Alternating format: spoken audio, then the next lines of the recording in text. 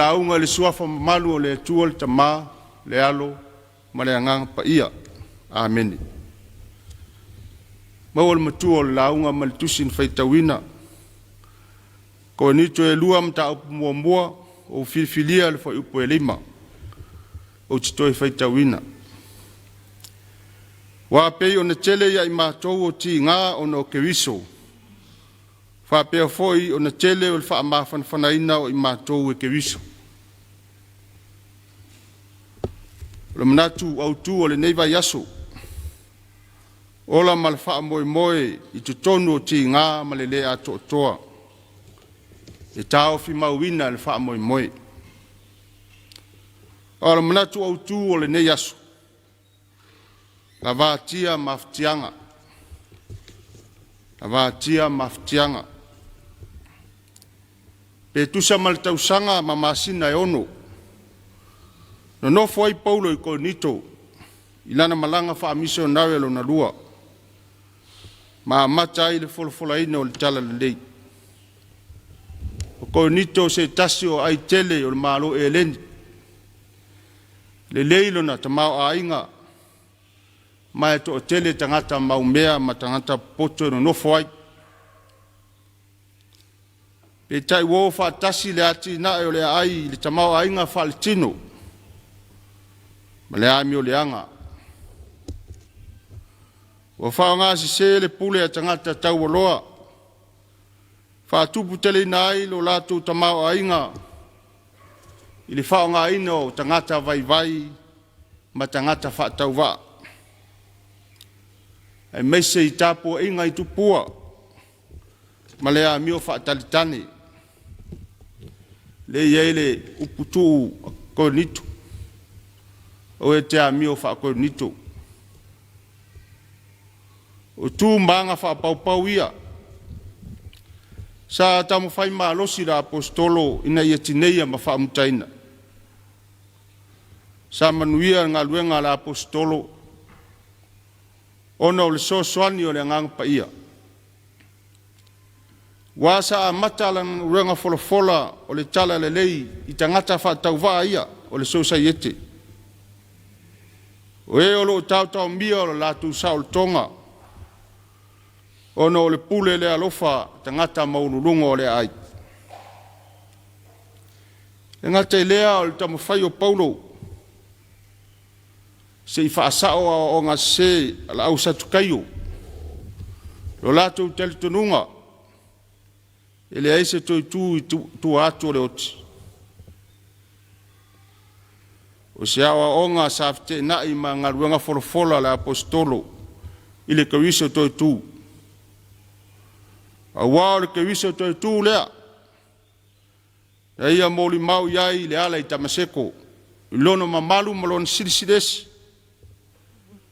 O le na vala uina o ia e fai ma apostolo. Finaunga ia ala usatu kaio ma Paulo na mafu ai o na mauria ia o rumba ko vana o Roma. Mafu ai o na tuli esea. O na tua inga pepelo o tangata iutaia. Alu ese Paulo ai fa wau e Apollo nga luenga talai. O ia foi o le iutaia. Ai sa maua lo nei loa ia onga fa keusiano mai a kula ma pisila. O le ngali ilea sa fai ma inga o Paulo e Korinito. Lo ta ua foi le Korinito mo mua le ingoa kefa. Le isi ngoa lea o Peteru. Luna winga sa iai foi Peteru i Korinito. Ina ua tuli e sea Paulo mai le ai. Pe taina maua e Paulo ma se tasi o Kerusiano e ngoia ke loe. Tala whaano noa ngā luenga i Korinito. Ua fe misa ai ma fe vai ai le kalesia.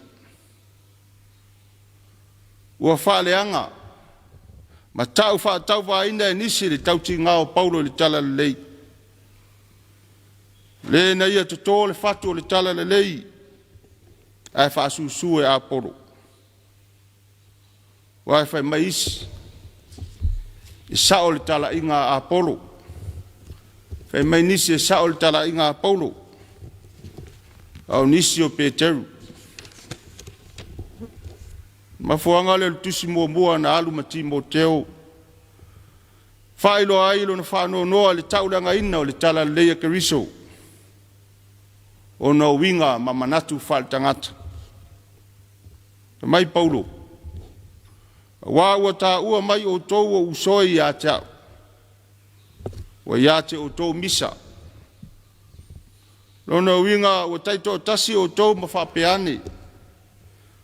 Wa ua lo sa Paulo. Wa ua lo sa Apolo. Wa ua lo sa Kefa. Wa ua lo sa Keriso.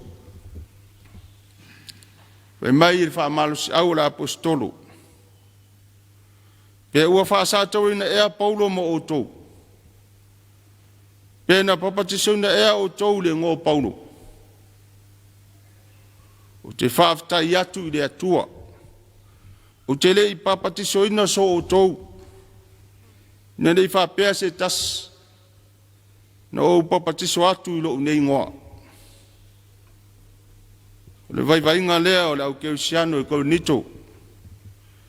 Sa tamo whaila apostolo e whailo atu. E le i whaasata o ino Paulo po Apolo po Peteru mo i lātou. E le i papatiso ino fo i lātou i le ingoa o so lātou. Na or ke viso toi tū na whaia le whaoltanga mo i lātou. O lona suafa foi, papatiso i nai i lātou e le anganga pa ia. Tusi lea sa lawina e whaarongolongo ele au keusiano e Korinito. Mana maua le mole mau e Paulo mai a tito. Sala mo le e kālesia.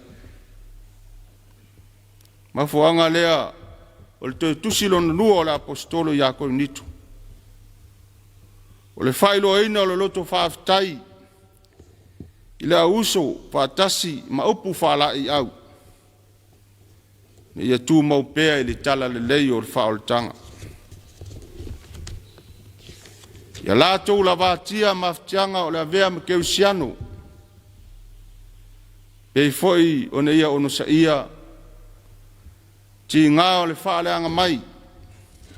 O le tuai fuaina. O tau e munga. O le inosia ma upuleanga.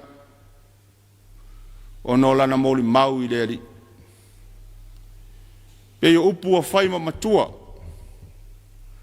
Wa peo na tele ia i mātou ti ngā o no keriso. Wa wha peo foi o na tele. O le wha mawhana whanaina o i mātou e keriso. O ia o le au auna e ola ma le wha moe moe i tu tono ti ngā ma le le ato toa. Ai wha ato toa ina e le atua lo na vai vai. E la vātia maftianga o le wala uina. Ono le tau fi mau le wha moe moe o le atua mo ana fi au. Wa o le tele o ti ngā la te fitai ai. Ono o le mol mau le tala le lei. O le tele fo i lea o le na wha mawhana whanaina i ke risu. O le tā ua lea ma lea o ngā o pua ngā fia ngai ma le keusiano. E la ngone na i pēa le sua malie o le anga le lei o le atua. E mai le moli maua Paulo. Ina ia maua tala fia ma ia tito i suinga le lei o le kālesia e Korinito. E lea o ngāni tusi e tau le lei ai o ia. A waola na ngā luenga sa whaia ia i lātou. Ua whai mana tusi. E whai tauria e tangata uma. Samoa ai, o le whiau leo le tala lei mo tātou. Ia tātou la vātia maftianga o le tātou avea maso o le li. Tele whawhi tāuli, Lui tauina o le tātou whaamoemoe mo le manuia. O pua ngā. Tau au ina mate ai le whaamoemoe mo me le lei. E te tau o na whaatino ina mo le atua. O le tua lalo le tala le lei. Au o le whaavaivai. Ai wha malu losi ma lo tele i le ali.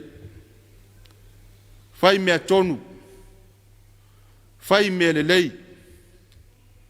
Tusa po a tau e munga ma le wha leanga mai.